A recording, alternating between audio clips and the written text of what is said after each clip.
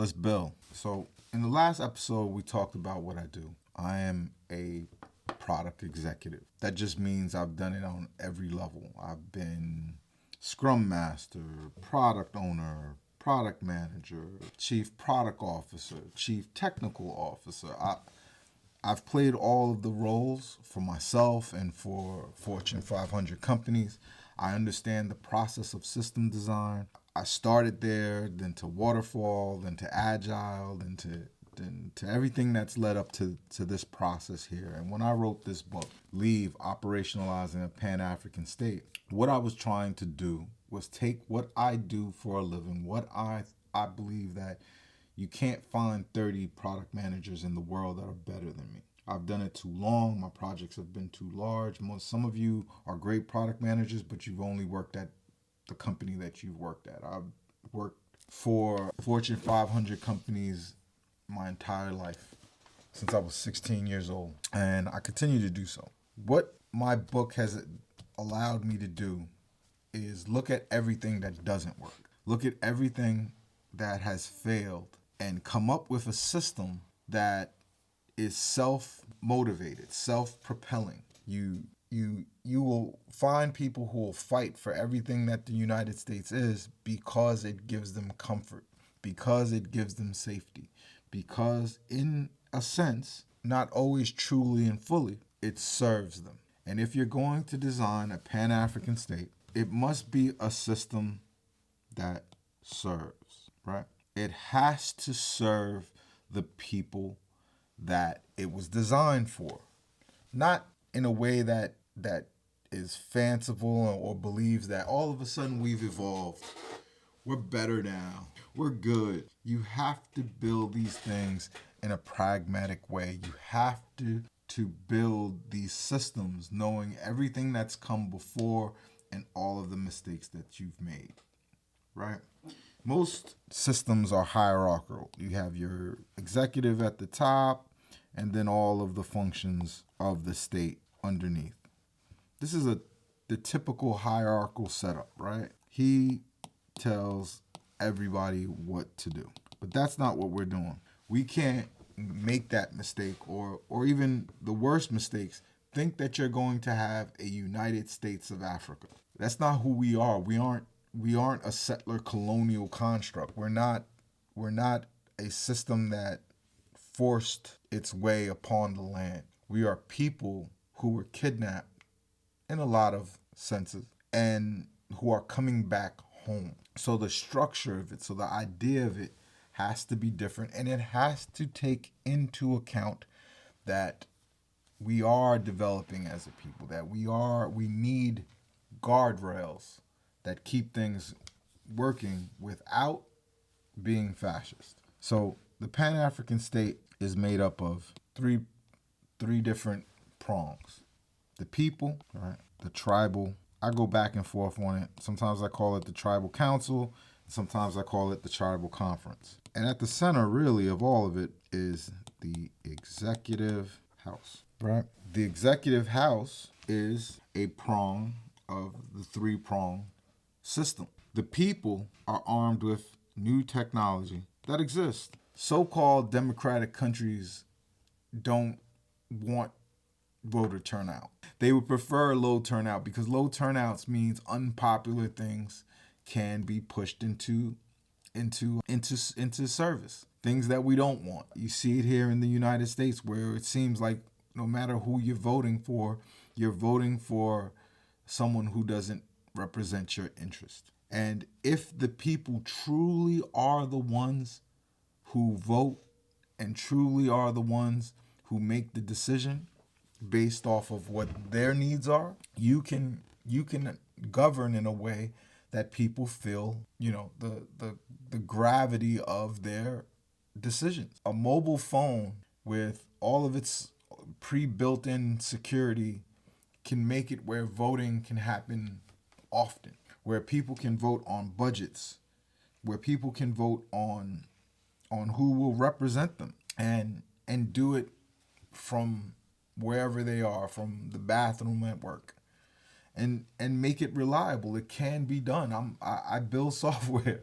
Trust me, Everything could get hacked, even paper ballots, right?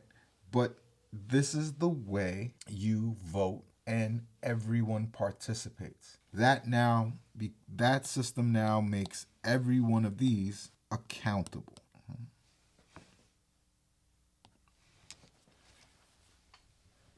You want accountability. So there's a second voice. There's the megaphone for the people, right?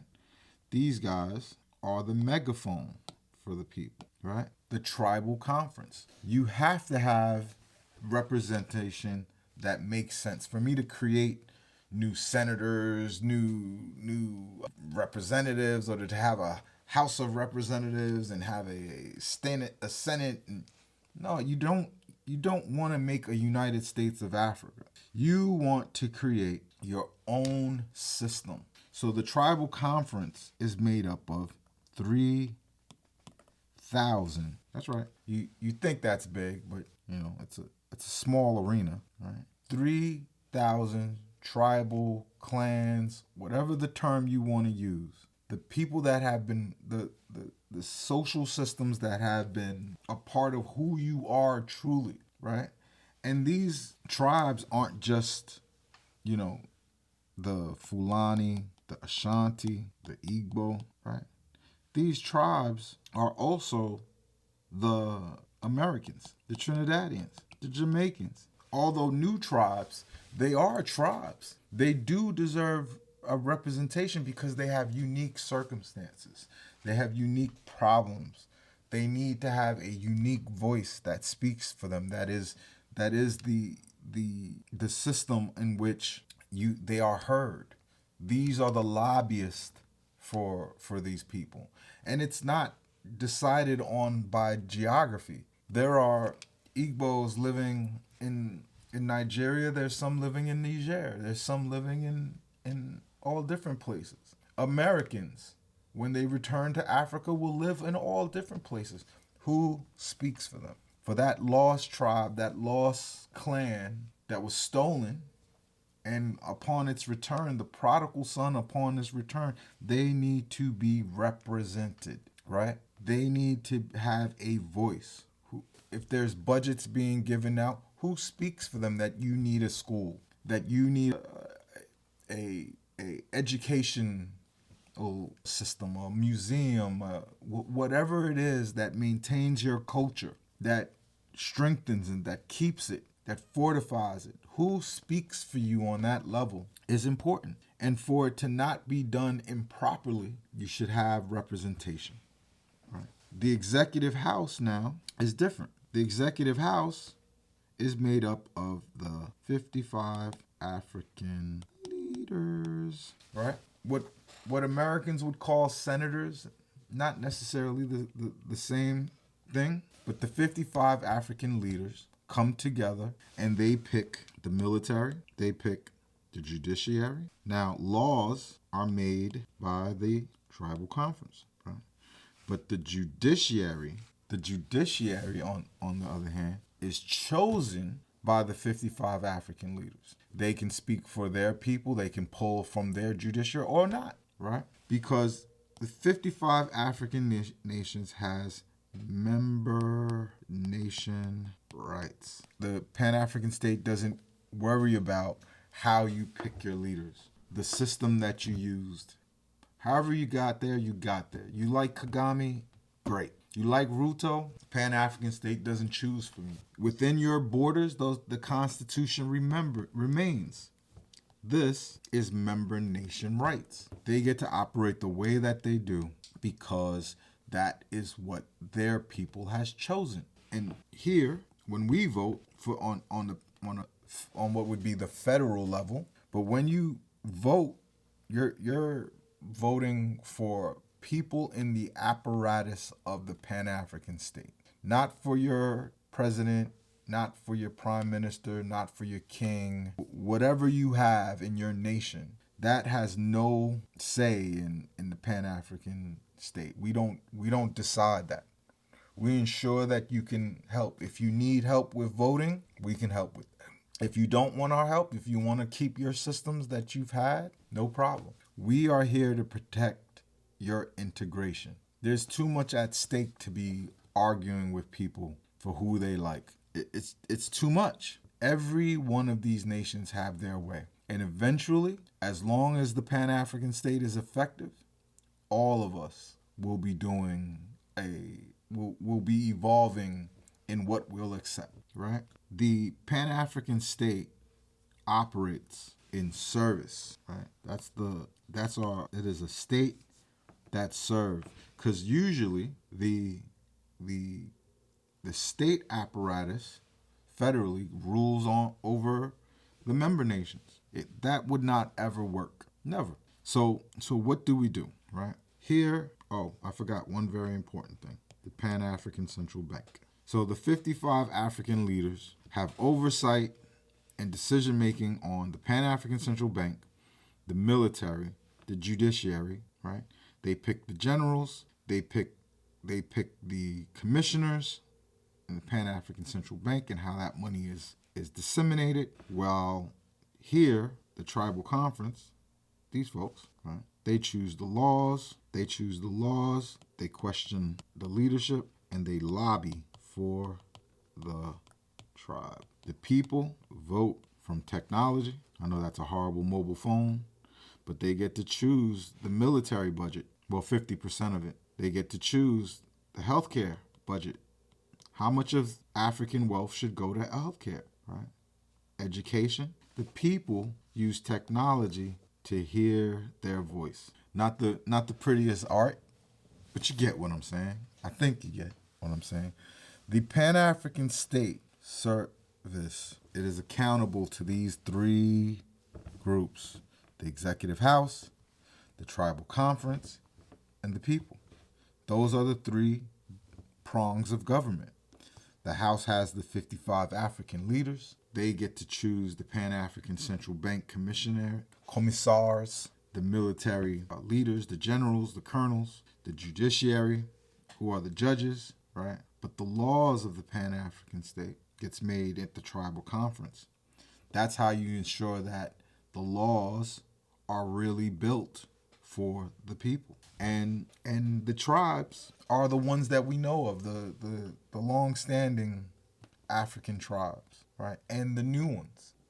All the Black Americans leave the United States, we're still a different breed. No matter when we leave that place, you can't change what 500 years of history has done to us. Now, if you're Igbo and you're traveling abroad and you're getting an education and you're still Igbo. You're not necessarily from the UK or France or the States. You're still Igbo.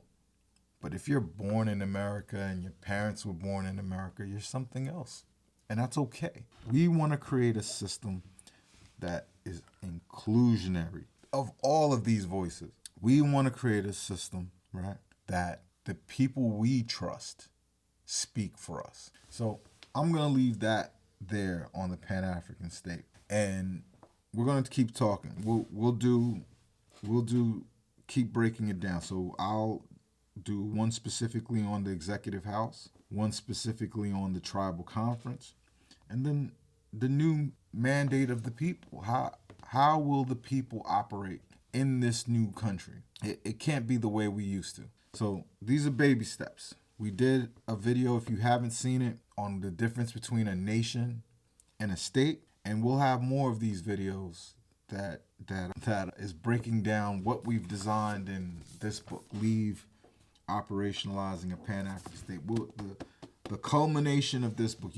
If you want to know how we got there, please buy the book. It's available, Barnes & Noble, Amazon, etc., etc. But the idea here is we have to build our own thing. And I'm not saying my plan is the end all be all, but I went in and wrote a 900-page book specifically because I wanted to be thorough.